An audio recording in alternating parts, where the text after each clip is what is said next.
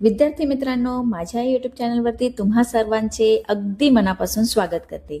तर विद्यार्थी मित्रांनो, जर तुम्हाला 12th बोर्ड एक्झाममध्ये इंग्लिशच्या पेपरामध्ये चांगले मार्क हवे असतील, 70+ 80+ असे मार्क हवे असतील, तर हा व्हिडिओ शेवटपर्यंत नक्की बघा. कारण या व्हिडिओमध्ये आपण पूर्ण प्रश्नपत्रिकेचे स्वरूप समजून घेणार आहोत. तर चला सुरू करूया.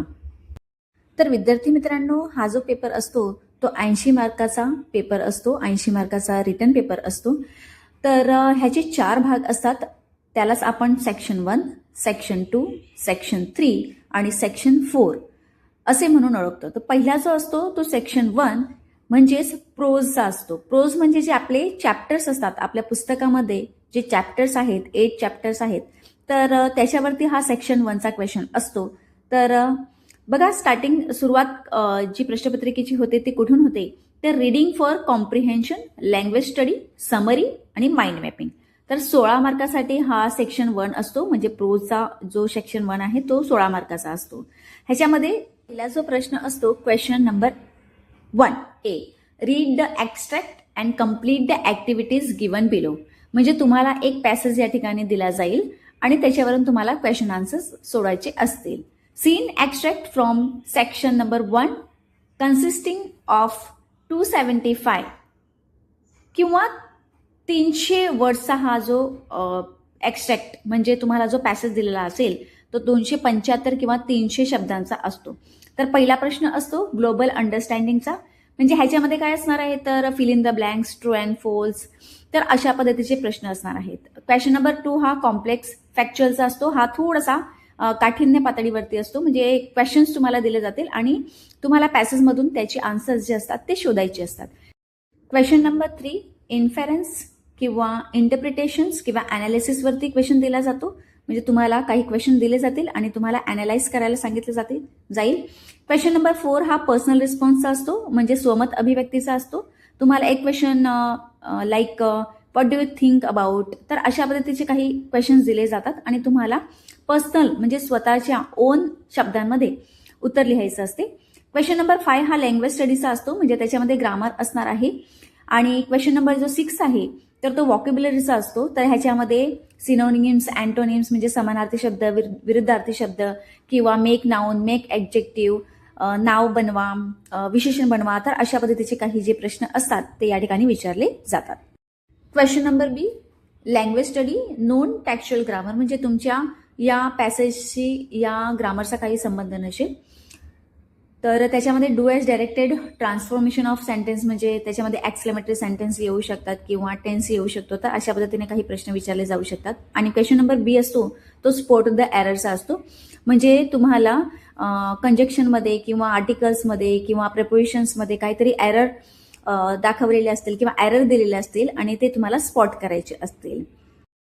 Question number 2A, read the extract and complete the activities given below. तर 18 मार्काला हा जो प्रश्न आहे तो विचारला जातो अनसीन पॅसेजचा. तर पुस्तकाचा ह्याच्याशी काही संबंध नसतो. बाहेरचा पॅसेज असतो हा 275 ते 300 वर्डचा. तर सेम त्याच्यामध्ये पण पहिला क्वेश्चन असेल ग्लोबल अंडरस्टँडिंगचा, दुसरा असेल कॉम्प्लेक्स फॅक्चर म्हणजे प्रश्न उत्तरे, तिसरा असेल इंटरप्रिटेशन्स किंवा अनालिसिस करायला तुम्हाला सांगितलं जाईल. क्वेश्चन नंबर 4 हा पर्सनल रिस्पॉन्सचा असतो, स्वमत अभिव्यक्तीचा असतो. क्वेश्चन नंबर 5 लँग्वेज स्टडी म्हणजे त्या पॅसेजशी संबंधित काही ग्रामर तुम्हाला त्या ठिकाणी विचारले जाऊ शकतात 2 मार्काला. आणि क्वेश्चन नंबर 6 जो असतो तो व्हॉकॅब्युलरीचा असतो. तेच सिनोनिम्स, अँटोनिम्स आणि अशा पद्धतीचे काही प्रश्न असतात ते विचारले जाऊ शकतात. तर क्वेश्चन नंबर 2 मध्ये बी हा प्रश्न असतो समरी रायटिंगचा. Write the summary of the above extract with a suitable title with the help of the given points किंवा हिंट्स. तर या ठिकाणी तुम्हाला समरी रायटिंग करायची असते. त्यानंतर सी हा जो प्रश्न आहे तो माइंड मॅपिंगचा आहे. एक सब्जेक्ट तुम्हाला दिला जाईल किंवा एक विषय तुम्हाला दिला जाईल आणि तुम्हाला सांगितलं जाईल की त्याची माइंड मॅपिंग करा. त्यानंतर सेक्शन 2 जो आहे तो पोएट्रीचा असतो, poetry and appreciation. Question number 3, read the extract and complete the activities given below. Seen extract from a poem of about 10 to 15 lines. म्हणजे 10 to 15 लाईन्स ची एक पोएम तुम्हाला दिली जाईल जी तुमच्या टेक्स्टबुकमध्ये अशीच पोएम तुम्हाला या ठिकाणी दिली जाणार आहे. त्याच्यावरती क्वेश्चन्स विचारले जातात. तर 10 मार्काला हा सेक्शन 2 असतो. पहिला जो क्वेश्चन असतो तो ग्लोबल अंडरस्टँडिंगचा असणार आहे या ठिकाणी. त्याच्यामध्ये true and false, fill in the blanks, match the following अशा पद्धतीने काही क्वेश्चन्स विचारले जातात. क्वेश्चन नंबर 2 इन्फेरन्स आणि इंटरप्रिटेटिव्ह आणि ॲनालिसिसचा असतो. आणि तिसरा जो प्रश्न आहे तो स्वमत अभिव्यक्तीचा असतो, पर्सनल रिस्पॉन्स. आणि चौथा जो प्रश्न या ठिकाणी आहे तो पॉएटिक डिव्हाइसचा असतो. तर या ठिकाणी पॉएटिक डिव्हाइसमध्ये कदाचित तुम्हाला फिगर ऑफ स्पीच असे प्रश्न या ठिकाणी विचारले जाऊ शकतात. एखादी तुम्हाला लाईन दिली जाईल, त्याचा फिगर ऑफ स्पीच तुम्हाला ओळखायला देतील, किंवा तुमच्या ॲक्स्ट्रॅक्टमधून तुम्ही फिगर ऑफ स्पीचची लाईन ओळखून लिहा. तर अशा पद्धतीने काही तुम्हाला पॉएटिक डिव्हाइसचे क्वेश्चन्स दिले जातात. त्यानंतर क्वेश्चन नंबर 5 नाही, A5 क्रिएटिव्हिटीचा असतो. तर या ठिकाणी तुम्हाला स्वमताने किंवा स्वतःची आयडिया वापरून जो क्रिएटिव्हिटी तुम्ही माइंड यूज करून या ठिकाणी जे क्वेश्चनचा आन्सर आहे ते या ठिकाणी तुम्ही लिहू शकता, किंवा तसेच प्रश्न तुम्हाला या ठिकाणी विचारले जाऊ शकतात. त्यानंतर B जो प्रश्न आहे तो ॲप्रिशिएशनचा असतो. तर या ठिकाणी जो वरती क्वेश्चन नंबर 3 ची जी पॉईंट दिलेली आहे किंवा जो ॲक्स्ट्रॅक्ट तुम्हाला दिलेला आहे त्याच्याशी संबंधित ॲप्रिशिएशन नसतो. ॲप्रिशिएशनसाठी तुम्हाला एक वेगळी पोएम दिली जाते 10 to 15 लाईन्सची. Seen extract of 10 to 15 lines from another poem. Another poem म्हणजे दुसरी poem. Not ask in question number 3A. Question number 3 मधून ही पोएम नसेल, ही पोएम वेगळीच असते. आणि त्याचं ॲप्रिशिएशन तुम्हाला या ठिकाणी 4 मार्कासाठी दिलेला असतो.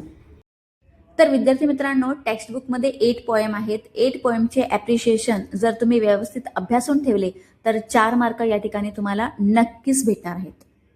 त्यानंतर सेक्शन 3 हा रायटिंग स्किल्सचा असतो. Question number 4 complete the activities as per the instructions given below. तर हा पूर्ण जो प्रश्न आहे तो रायटिंग स्किलचा असणार आहे 16 मार्कासाठी. तर रायटिंग स्किल हा जो प्रकार आहे तो 16 मार्कासाठी प्रश्नपत्रिकेमध्ये विचारला जातो. तर त्याच्यामध्ये काय काय असणार आहे तर ड्राफ्टिंग व्हर्च्युअल मेसेज किंवा स्टेटमेंट ऑफ पर्पज किंवा ग्रुप डिस्कशन असू शकते. क्वेश्चन नंबर B मध्ये ईमेल रायटिंग, रिपोर्ट रायटिंग किंवा इंटरव्ह्यू रायटिंग असू शकते. क्वेश्चन नंबर C मध्ये स्पीच रायटिंग असू शकते किंवा कंपॅरिंग असू शकते किंवा एक्सपेन्शन ऑफ आयडिया असू शकते. क्वेश्चन नंबर D मध्ये रिव्ह्यू किंवा ब्लॉग रायटिंग किंवा अपील असू शकते. तर हे जे सगळे प्रश्न दिलेले आहेत हे तुम्हाला ऑरमध्ये दिले जातील. तर ह्याच्यापैकी तुम्ही कोणतेही 2 प्रकार जर व्यवस्थित रायटिंग स्किलचे जर तुम्ही क्वेश्चन्स व्यवस्थित करून ठेवले, त्याच्यावरती तुम्ही कमेंट मिळवली तर तुम्हाला या ठिकाणी 16 मार्क इझिली आणि चांगल्या पद्धतीने या ठिकाणी भेटू शकतात.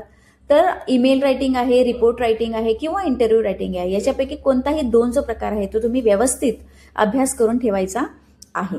विद्यार्थी मित्रांनो, तुमच्याकडून एक छोटीशी आशा करते की तुम्ही जर पहिल्यांदाच या चॅनलवरती आले असतील तर चॅनलला लाईक, शेअर आणि सबस्क्राईब करायला मात्र विसरू नका. आणि विद्यार्थी मित्रांनो, रायटिंग स्किलवरती माझा जो नेक्स्ट व्हिडिओ आहे तो पूर्णपणे मी रायटिंग स्किलवर ठेवणार आहे. तर हा व्हिडिओ म्हणूनच तुम्ही लाईक करून ठेवा, सबस्क्राईब करून ठेवा आणि बेल आयकन प्रेस करून ठेवा, जेणेकरून माझे दुसरे जे येणारे नवीन व्हिडिओज आहेत ते तुम्हाला दिसून जातील. चला, तर पुढचा जो सेक्शन आहे तो आहे सेक्शन नंबर 4 म्हणजेच नॉवेलचा. तर आपल्या पाठ्यपुस्तकामध्ये नॉवेल हे शेवटी दिलेले आहेत. तर नॉवेलवरती सुद्धा 16 मार्काला या ठिकाणी प्रश्न विचारले जातात. Question number 5 the complete activities given below as per the instructions. तर या ठिकाणी बघा, पहिला जो प्रश्न आहे तो ॲक्टिव्हिटी बेस असणार आहे, हिस्ट्री ऑफ इंग्लिश नॉवेल. आणि क्वेश्चन नंबर 2 जो आहे तो activities on history of English नॉवेलचा असणार आहे. तर या ठिकाणी 4 मार्काला हिस्ट्री ऑफ नॉवेल चे जे क्वेश्चन्स आहेत ते या ठिकाणी तुम्हाला विचारले जाऊ शकतात. तर यामध्ये कशा प्रकारचे प्रश्न विचारले जातात तर activities to be frame on MCQs. त्याच्यामध्ये मॅच द कॉलम्स असणार आहे किंवा सिरियल ऑर्डरमध्ये ते प्रश्न लावा. त्यानंतर फिल इन द ब्लँक्स, त्यानंतर ट्रू अँड फॉल्स असू शकतात. तर अशा पद्धतीने काही जे क्वेश्चन्स आहेत ते या ठिकाणी तुम्हाला ॲक्टिव्हिटी बेस्ड जे क्वेश्चन्स आहेत ते या ठिकाणी तुम्हाला विचारले जाऊ. Question number B answer in about 50 words to the questions given below. तर या ठिकाणी डिस्क्राईब, एक्सप्लेन अशा पद्धतीचे किंवा नेम, डिस्कस अशा पद्धतीचे प्रश्न विचारले जाऊ शकतात. आणि 4.2 वरती जे क्वेश्चन्स आहेत आपल्या टेक्स्टबुकमधले तर त्याचे हे प्रश्न विचारले जाऊ शकतात. म्हणजे आपला जो दुसरा नॉवेल आहे टू सर्व विथ लव, तर त्याचे कॅरेक्टर जे आहेत ते तुम्ही नीट अभ्यासून ठेवाल तर हा जो प्रश्न आहे 2 मार्काचा तो तुम्ही या ठिकाणी इझिली कव्हर करू शकता. त्यानंतर दुसरा जो प्रश्न या ठिकाणी आहे तो जस्टिफाय किंवा नॅरेट करा अशा पद्धतीने तुम्हाला या ठिकाणी विचारला जाऊ शकतो. तर क्वेश्चन नंबर सी जो आहे हा सुद्धा सेम असणार आहे. 4.3चा हा क्वेश्चन येऊ शकतो. म्हणजेच आपला जो तिसरा नॉवेल आहे त्याच्यावरती हे क्वेश्चन्स विचारले जाऊ शकतात. तर जो तिसरा नॉवेल आहे around the world in 80 days, तर ह्याचे जे कॅरेक्टर्स आहेत किंवा जी स्टोरी आहे तर स्टोरीची थीम काय आहे, तर अशा पद्धतीचे जे क्वेश्चन्स आहेत ते तुम्ही नीट अभ्यासून ठेवा. आणि पुढचा शेवटचा जो क्वेश्चन आहे तो D answer in about 50 words to the questions given below. तर हा जो प्रश्न आहे नॉवेलचा, हा जो 4th नॉवेल आहे म्हणजे 4.4 चे जे क्वेश्चन्स आहेत ते तुम्ही या ठिकाणी अभ्यासून ठेवले तर तुमचे 4 मार्क या ठिकाणी नक्कीच तुम्हाला भेटणार आहेत. म्हणजेच द साइन ऑफ 4 चे जे क्वेश्चन्स आहेत ते तुम्ही या ठिकाणी अभ्यासून ठेवा. तर आशा करते विद्यार्थी मित्रांनो हा व्हिडिओ तुम्हाला आवडला असेल तर लाईक, शेअर आणि सबस्क्राईब करायला मात्र विसरू नका. भेटूया नेक्स्ट व्हिडिओमध्ये. धन्यवाद.